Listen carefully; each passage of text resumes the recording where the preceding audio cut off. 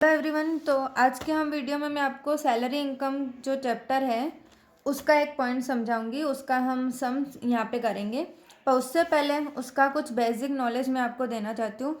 ये चैप्टर का मेरा फर्स्ट वीडियो है, तो इस चैप्टर की मैं थियोरी अपलोड नहीं कर सकती क्योंकि इसकी थियोरी बहुत ही लेंदी है और बहुत सारी है। तो मैंने सोचा है कि आपके लिए मैं एक क्वेश्चन करवाऊंगी और उसमें जो भी रूल्स हैं वो मैं आपको जो भी क्वेश्चन है उससे पहले मैं आपको बता दूंगी ताकि आपको वो सम क्लियर हो जाए। ठीक है, तो यहाँ पे सबसे पहले मैंने टॉपिक लिया है हाउस रेंट अलाउंस, जो कि बहुत बार एग्जाम में पूछा गया है और बहुत ही इम्पोर्टेंट टॉपिक है कि हाउस रेंट अलाउंस होता क्या है। तो यहाँ पे ये आपकी डेफिनेशन बुक में भी लिखी गई है हाउस रेंट अलाउंस, पर मैंने आपके लिए यहाँ पे लिखी है क्योंकि बुक का जल्दी किसी को समझ में नहीं आता है, तो मैं यहाँ पे समझा देती हूँ। The house rent allowance is paid by an employer to his employee to enable to meet the expenditure actually incurred on payment of rent in respect of residential accommodation occupied by him. तो house rent allowance क्या होता है?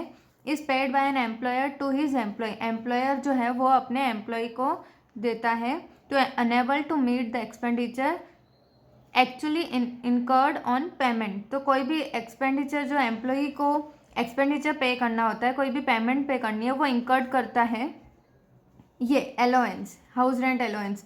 Of rent किसका payment?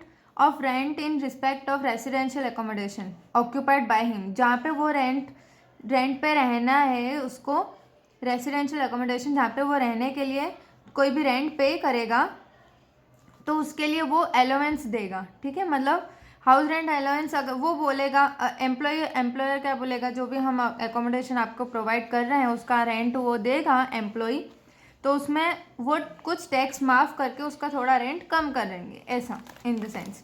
It is exempted from income tax to a certain extent as explain below. तो ये थोड़ा जो उसको छूट मिल जाती है, एग्जेप्टेड मतलब छूट।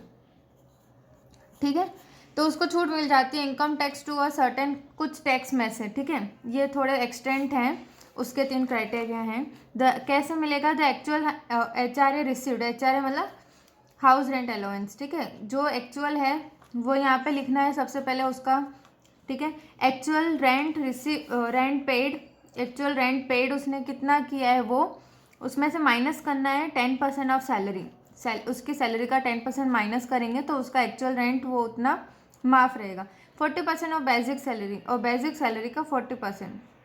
अब इसमें कुछ है कि कंडीशन है और 50% in case of 4 metropolitan cities. अगर 4 मेट्रोपॉलिटन सिटीज़ हैं जो यहाँ पे मेंशन की हुई है उसमें 50% माइनस करना है, और 50% करना है मतलब कौन कौन सी है? तो मुंबई, दिल्ली, चेन्नई और कोलकाता। तो ये 4 सिटीज़ अगर क्वेश्चन में मेंशन की हुई हो तो हमको सैलरी का 50% करना है। अदरवाइज दूसरी कोई भी सैलरी हो, सिटी हो, तो उसका 40% करना है। उसके बाद लास्ट स्टेप है हमारा टैक्सेबल अलाउंस। वो इक्वल्स टू क्या हो जाएगा कि कितना उसको आखिर में भरना कितना है भाई। तो टोटल अमाउंट रिसीव्ड, टोटल कितनी अमाउंट रिसीव्ड हुई है वो, मतलब कि यही actual HRA received, and minus करेंगे एक्सेप्टेड अमाउंट। ठीक है, उसके बाद इसमें एक और टॉपिक आता है डियरनेस अलाउंस का,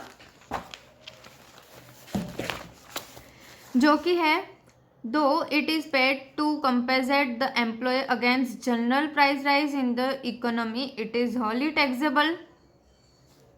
तो ये क्या है? एक कंपेंसेट है जो कि एम्प्लॉय को मिलता है against general price rise in the economy. हमारा अगर बाहर कुछ भी बढ़ रहा है इकोनॉमी, तो उसको इस हिसाब से उसको पैसे मिलते हैं। ठीक है, इट इज़ ट्रीटेड, और ये फुली टैक्सेबल रहता है, और it is treated as a part of salary, और इसको ट्रीट किया जाता है वो सैलरी का ही एक पार्ट होता है। ठीक है, तो बेसिक सैलरी में आपको वो प्लस करना रहता है। ठीक है, तो इसके रिलेटेड मैं आपको सम करवा देती हूँ। 11A कर रहे हैं, तो क्वेश्चन नंबर A11 है, Shri Anil Sheth of Surat draw 60,000 per annum as a basic salary, ₹20,000 per annum as a dearness allowance, DA लिखा है। तो सैलरी कितनी है? बेसिक सैलरी 60,000 है, उसके बाद डियरनेस अलाउंस उसमें 20,000 है, and 20,000 per annum as a house rent allowance, और हाउस रेंट अलाउंस कितना दिया हुआ है 20,000 पर एनम। तो सबसे पहले यहाँ पे हमारी जो क्राइटेरिया थी द एक्चुअल HRA रिसीव्ड, तो वो मैं यहाँ पे लिख दिया है। आपको क्वेश्चन जैसे एग्जाम में करना है मैं वैसे ही एग्जैक्ट करके बता रही हूँ। तो एक्चुअल HR रिसीव्ड यहाँ पे लिख दोगे पहले, और कितना लिखोगे 20,000 पर एनम दिया हुआ है तो डायरेक्ट यहाँ पे 20,000 ही लिखना है। अगर PM मतलब पर मंथ दिया होता है तो इंटू 12 करना पड़ता है, ठीक है। उसके बाद है second actual rent paid minus 10% of salary. Actual rent paid करना है,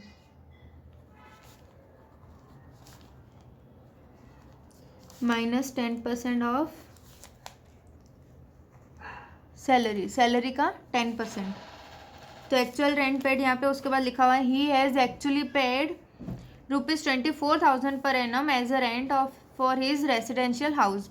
तो एक्चुअली ही पेड कितना करा है 24,000 पर एनम, मतलब इसका भी हमें कुछ नहीं करना है। 24,000 तो यहाँ पे लिख दिया, माइनस करना है 10% ऑफ सैलरी। अब सैलरी में क्या है डियरनेस अलाउंस इंक्लूड है, हमने देखा था थ्योरी में कि वो एक सैलरी का ही पार्ट होता है। तो 60,000 तो उसकी बेसिक सैलरी है, प्लस कर दोगे 20,000 तो आपका आ जाएगा 80,000, उसका 10% करना है तो आ जाएगा 8,000, ठीक है। तो 24 में से 8,000 माइनस करोगे तो आ जाएगा आपका यहाँ पे 16,000, ठीक है। उसके बाद है थर्ड हमारे क्राइटेरिया है जो 40% ऑफ बेसिक सैलरी। तो यहाँ पे हमको कोई भी, हमने क्वेश्चन पूरा पढ़ लिया है, कोई भी सिटी मेंशन नहीं की हुई है हमारी यहाँ पे, तो हम कौन सा लेंगे 40% of basic salary. Only for वो 4 सिटी हों तभी 50% करना है बेसिक सैलरी का, अदरवाइज 40%।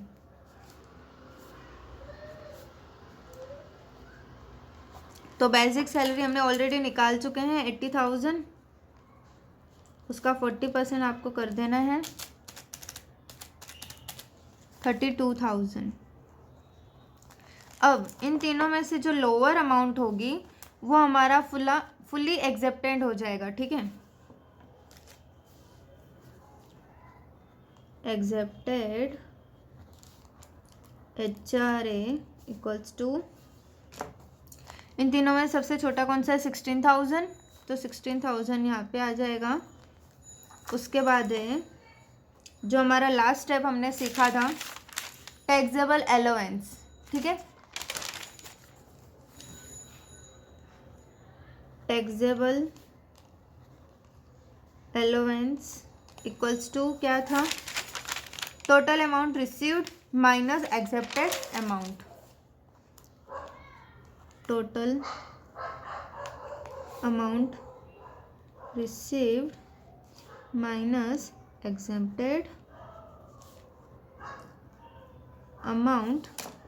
टोटल अमाउंट रिसीव्ड कितना हुआ है 20,000, माइनस करेंगे एक्सेप्टेड 16,000 तो आ जाएगा ये वाला 4,000। तो आप ऐसे लिख सकते हो taxable HRA equals to 4,000, okay. तो हमारा यहाँ पे ये सम कंप्लीट होता है। आई होप आपको ये सम समझ में आया होगा। नेक्स्ट वीडियो में मैं कुछ और इसके सम्स कराऊंगी ताकि आपका ये और भी क्लियर हो जाए, ओके। Thank you.